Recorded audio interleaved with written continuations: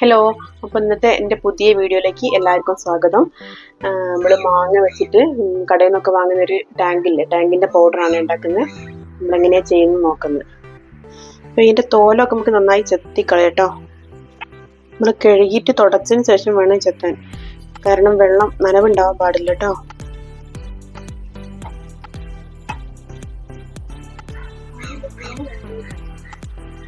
നനവുണ്ടാവാൻ പാടില്ലേ ഇത് ചെത്തുന്ന സമയത്ത്. അപ്പം ആദ്യം കഴുകിയിട്ട് വെള്ളമൊക്കെ തുടച്ചതിന് ശേഷം മാത്രം ഇങ്ങനെ ചെത്തിയെടുക്കുക.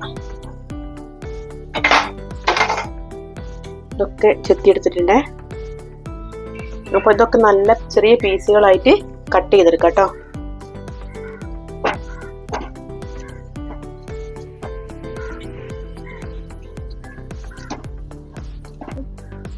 അപ്പോൾ ഞാൻ ഇതൊക്കെ കട്ട് ചെയ്തെടുത്തിട്ടുണ്ടേ. അപ്പോൾ നമുക്ക് മിക്സിൻ്റെ ജാറിലേക്ക് ഇടാം കേട്ടോ.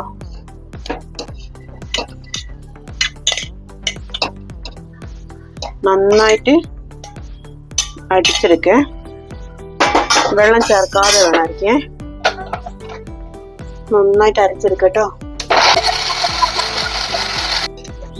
അപ്പോൾ നല്ലോണം അരഞ്ഞിട്ടുണ്ട് കേട്ടോ. ഇതാണ് അരച്ചെടുത്ത ജ്യൂസ്, മാങ്ങേൻ്റെ ജ്യൂസ് കേട്ടോ. ഇത് ഈ വലിയ ബൗളിലേക്ക് ആക്കണേ.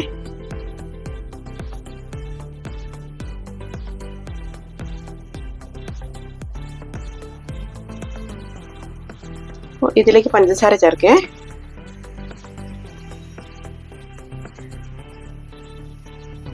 ഇത്രയും പഞ്ചസാര ചേർത്തിണ്ടേ. എത്രയാണോ ജ്യൂസ് എടുത്തത് അതിന്റെ ഇരട്ടി വേണേ പഞ്ചസാര. നന്നായിട്ട് മിക്സ് ചെയ്യട്ടോ.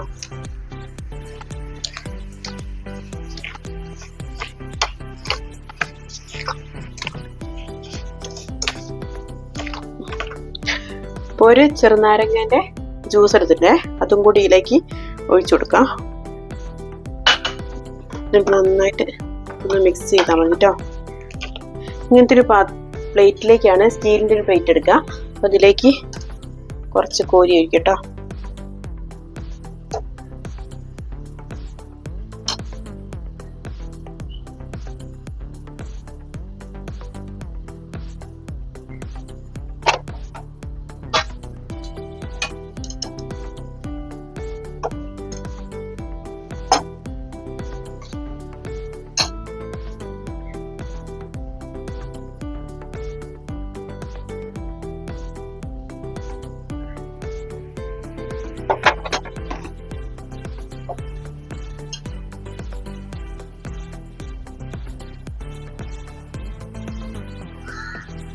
ഇതിങ്ങനെയാട്ടോ ഒഴിച്ചു വെക്കണ്ടേ.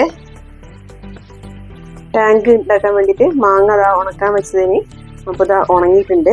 പിന്നെ 3 ദിവസം എടുത്തിട്ടുണ്ട് ഉണങ്ങാൻ വേണ്ടിയിട്ട്. അപ്പോൾ നമുക്കിന്ന് പൊടിച്ചെടുത്തിട്ട് കാണിക്കേ. ഉണങ്ങാൻ വെച്ച മാങ്ങ നന്നായിട്ട് ഉണങ്ങിയിട്ടുണ്ട് ടാങ്കിന് വേണ്ടിയിട്ടുള്ള. അപ്പോൾ ഇതൊരു 3 ദിവസം എടുത്ത് ഉണങ്ങാൻ വേണ്ടിയിട്ട് നമ്മൾ ഫാനിൻ്റെ ചോട്ടിൽ വെച്ചിട്ടാണ് ഉണക്കിയത്. ഒന്ന് പൊടിച്ചെടുക്കാം. അപ്പോൾ ഇതിങ്ങനെയാണ് ഉണങ്ങിയിട്ടായത്. ഇങ്ങനെ ആയാലേ ഉള്ളൂ പൊടിക്കാൻ പറ്റുള്ളൂ കേട്ടോ. നന്നായിട്ട് പൊടിച്ചെടുക്കണം ഇനി. അപ്പം നമ്മളിത് പൊടിച്ചിട്ട് ഒരു ടിന്നിലാക്കിയിട്ടുണ്ട് കേട്ടോ. എന്നതിന് ഫ്രിഡ്ജിൽ വെച്ച് സൂക്ഷിക്കാം.